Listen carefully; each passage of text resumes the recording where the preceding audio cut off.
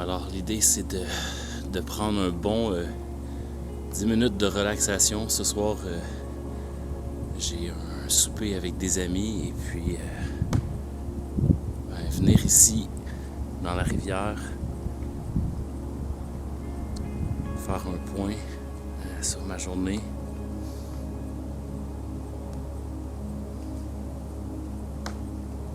Ça fait vraiment du bien.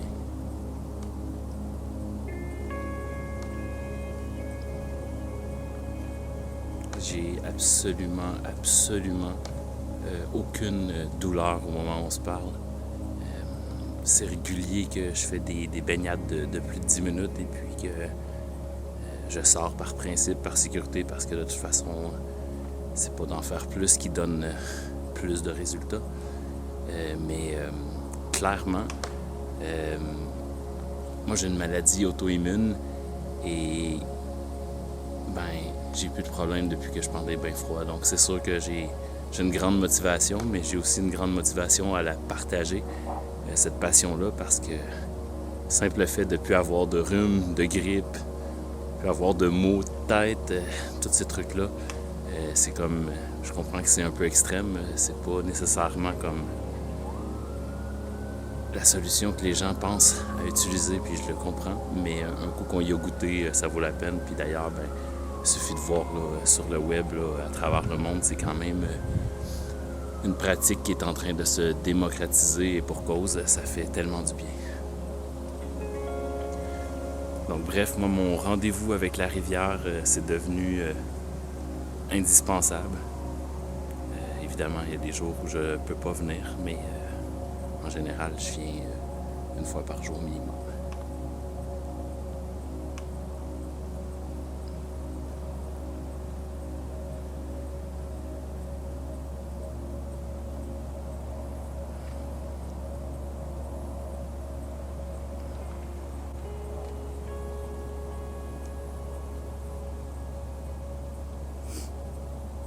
En fait, actuellement, j'ai les mains sous les aisselles, donc ça empêche mes doigts de geler.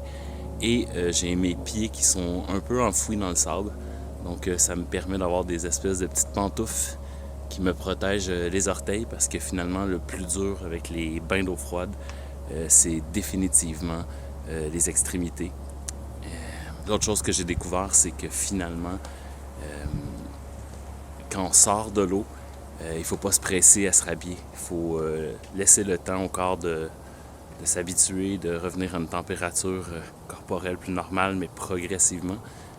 Au début, je montais dans ma voiture, puis j'avais le chauffage dans le tapis. Au final, je me suis rendu compte que c'était juste comme clairement pas une bonne chose. Je me mettais à trembler et tout. Maintenant, je rentre à pied chez moi, puis ça fonctionne super bien. Je ne tremble plus. Donc, c'est ça. Il y a plein de petits trucs comme ça que je découvre au fur et à mesure. Et puis, voilà, c'est sans danger. J'ai jamais eu aussi de douleur au cœur ou de palpitations. Souvent, c'est la question que les gens me posent. Là, mais comment ton rythme cardiaque va quand tu es dans l'eau? Ben non, mon rythme cardiaque est super contrôlé. Il est super normal. Voilà.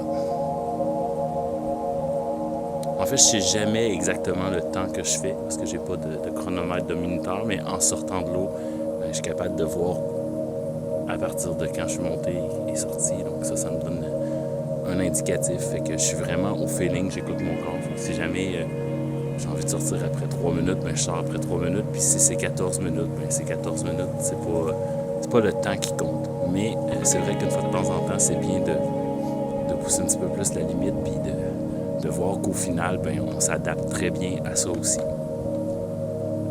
Aujourd'hui, il fait juste -4. Donc ça aide aussi.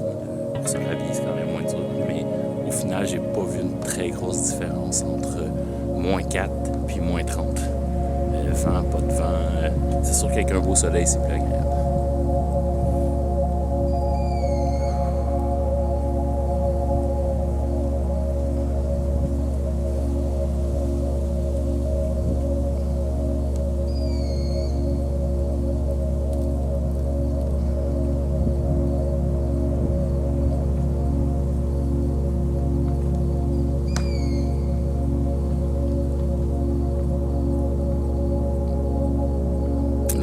Qui vient souvent, c'est l'hypothermie. J'ai été lire là-dessus et puis Puis l'hypothermie, ben, c'est à partir du moment où il y a une chute interne de la température corporelle. Et puis, ben, j'ai jamais pris ma température interne, mais j'ai pas de symptômes de baisse de température. Donc, à part les extrémités qui deviennent très froides, puis douloureuses, surtout quand on se rhabille, overall, là, ça se passe très bien.